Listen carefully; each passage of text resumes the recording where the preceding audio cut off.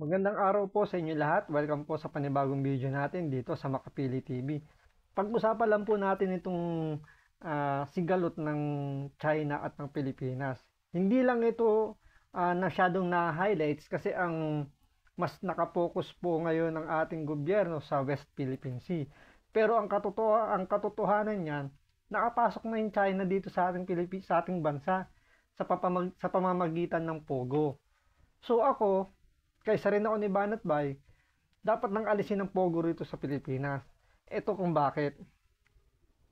Martial na pagdating sa opinion. Babansagan ka na kaagad na pro-China ka porket hindi sang-ayon.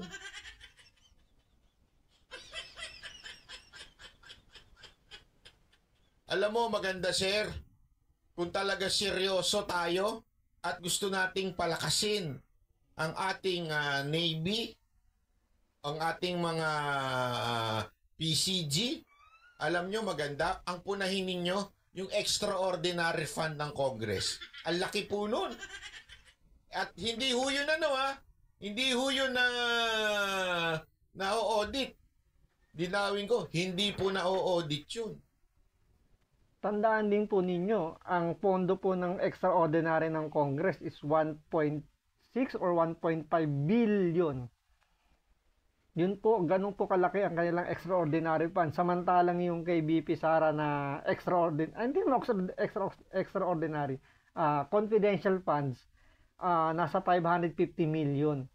So, ang layo ng diferensya kasi nang kinoconnect nila na gagamitin daw yung, kaya di raw binigyan si BP Sara ng confidential funds kasi gagamitin daw ng pondo para sa West Philippine Sea. Pero ang Congress, ang kanilang pondo ay 1.6 billion.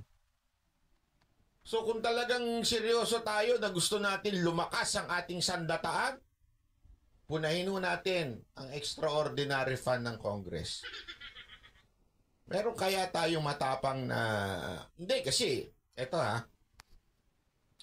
kaya humanga ako Kaya humanga ako kahit papaano dito kay Magalong Kasi alam mo kung seryoso talaga ang ating armed forces na talagang lumakas, punahin nga natin tong kamera. Sila ho ang pinaka naggumagastos ng pera ng taong bayan. Kung talagang inis tayo at galit tayo laban dito sa mga Chinese, okay, go! Palakasin natin ang ating AFP, ang ating Army, ang ating Navy, ang ating Coast Guard, palakasin natin yun. Paano? Tanggalin natin ang extraordinary fund ng Kamara, ilagay natin lahat sa inyo.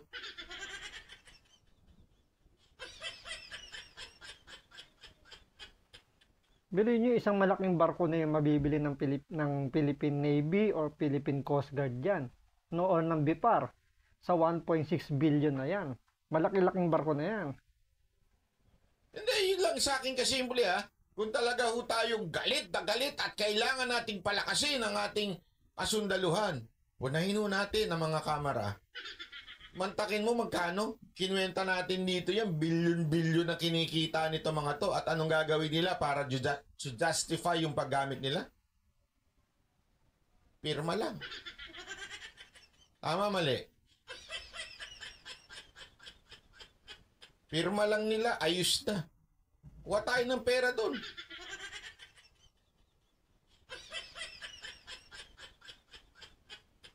Yan ang hirap sa atin. Ewan ko ba bakit binubusalan tayo ng boses ngayon Huwag naman po ganoon. Huwag po naman po tayong busalan ng bibig. Una-una hindi. Ayaw kong kausap ang mga inchik. Sorry Ako lang kung talagang tatanungin mo ako, sorry, inis po ako dyan, lalo na yung mga pa-VIP.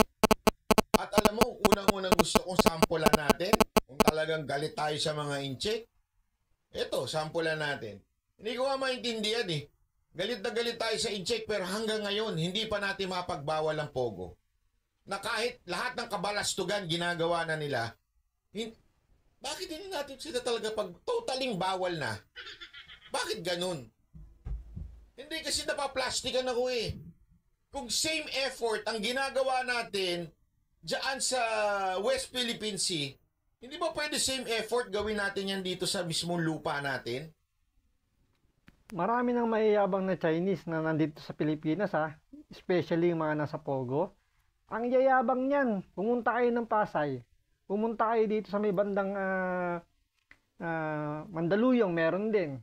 Sa may bandang, sa may Malate. Ang yayabang na mga yan. Kung utos-utusan yung mga delivery rider, pag umu-order yung mga yan, ako, grabe. Tanggalin na natin itong lintik na Pogo na to.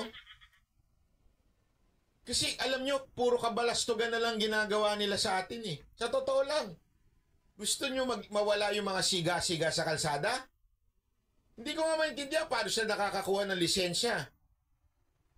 Driver's license. Hindi ko maintindihan kung paano sila nakakakuha ng mga baril. Nakakakuha pa sila ng HPG. Nakakakuha pa sila ng security. Hello? Pero galit tayo sa China. Anong kaplastikan yan? Hindi, tanongin ko sa inyo, anong kaplastikan meron tayo dito? Itong nasa gobyerno natin. Trulalo, di ba? Trulalo sinasabi ni Banat Bay. Di ba? Binibigyan ng, yung iba nga, ang security pa niya, sundalo. Sino ang contact? Mga general, mga congressman.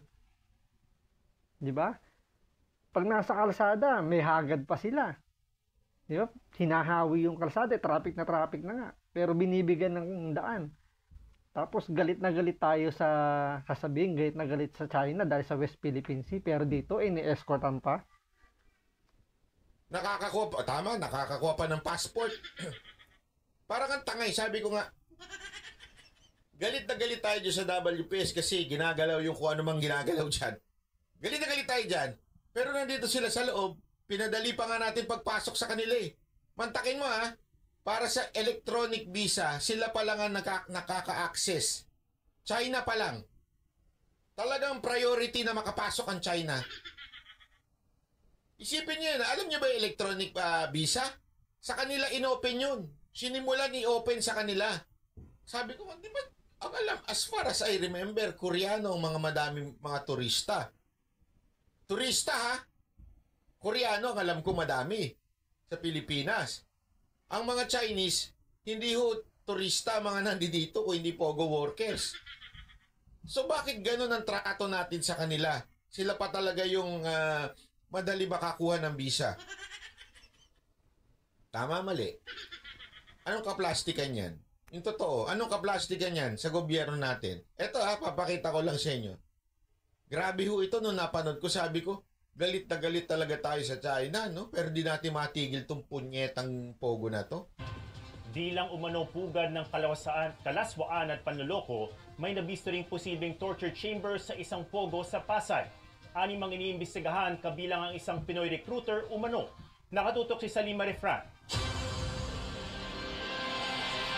Bakas pang natuyong dugo sa isa umanong torture chamber sa Torture chamber kaya yan talaga? Baka naman na Parang dyan pinoposas yung mga yung mga, alam mo yung napanood mo sa sa, ano ba yung napanood kong yun? Ay, naikwento lang sa akin. Sorry. kasi iba yung tingin ko dun sa raid na Pogo sa Pasay nitong Biyernes. Sa pader, may ginawang sabitan ng mga posas. Nakuha rin dito ang sari-saring pamalo. Pati mga heavy-duty tasers o panguryente, airsoft guns, mga batuta at mga yantok, at ilang aluminum baseball bat na nayupi na. Kita ninyo? Sumasakit ang ulo ko sa inyo, kayong mga nasa gobyerno. Galit na galit tayo doon sa China na nandun sa tubigan, wala. Eto, nanggugulo sila dito sa loob ng Pilipinas, oh. Nasa loob sila ng city, nasa Metro Manila sila, oh. Naghahasik ng lagim. Pero galit na galit tayo doon. Doon sa, nasa malayo.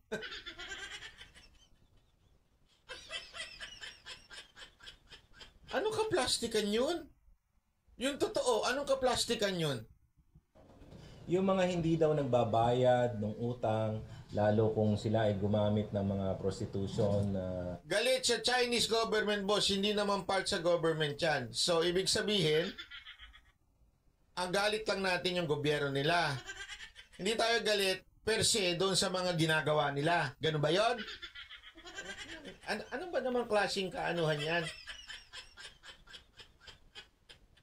So, ang galit tayo doon sa kanilang gobyerno lang. Ganon?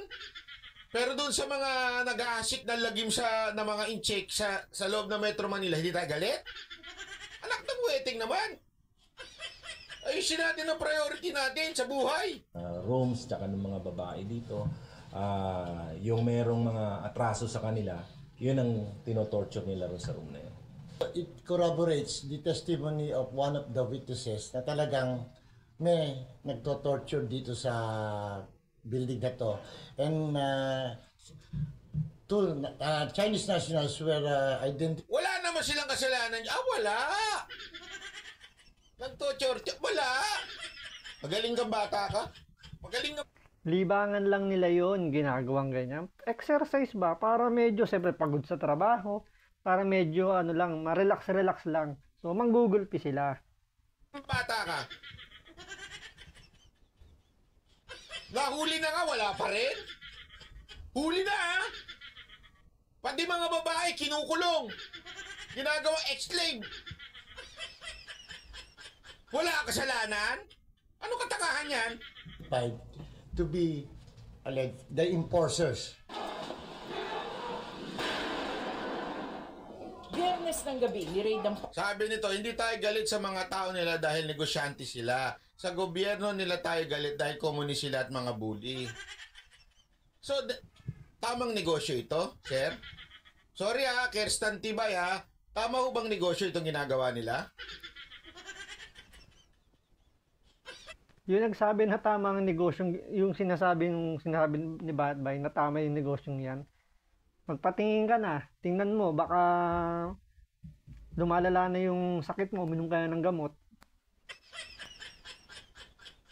So ganito ho ba ang gusto nating negosyo na pumasok sa Pilipinas?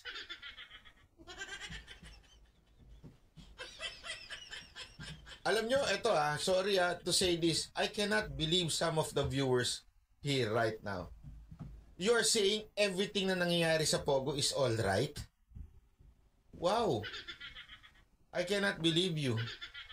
Kayo dapat ang talagang ituring na hindi makapilipino. Okay na yan, ganyan. Tinatanggap ninyo kasi negosyante si...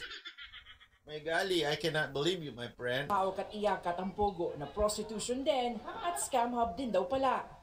7 Pinay at 2 foreigners ang na-rescue sa prostitution aquarium at spa. Oh, may aquarium at spa pa. Anong number ka dyan, Boss Randel? Kaya lang, pasensya ka na ha, Boss Randel. Exclusive yan. Sa mga inchik lang. Bawal pumasok ang hindi inchik yan.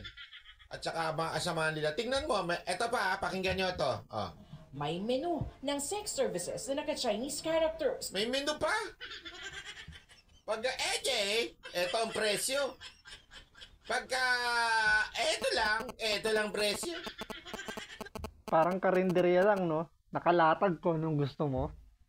May menu pa, yup. Hindi tayo galit.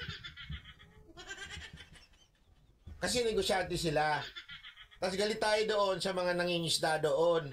Ang galing, ano? Ang galing talaga ninyo.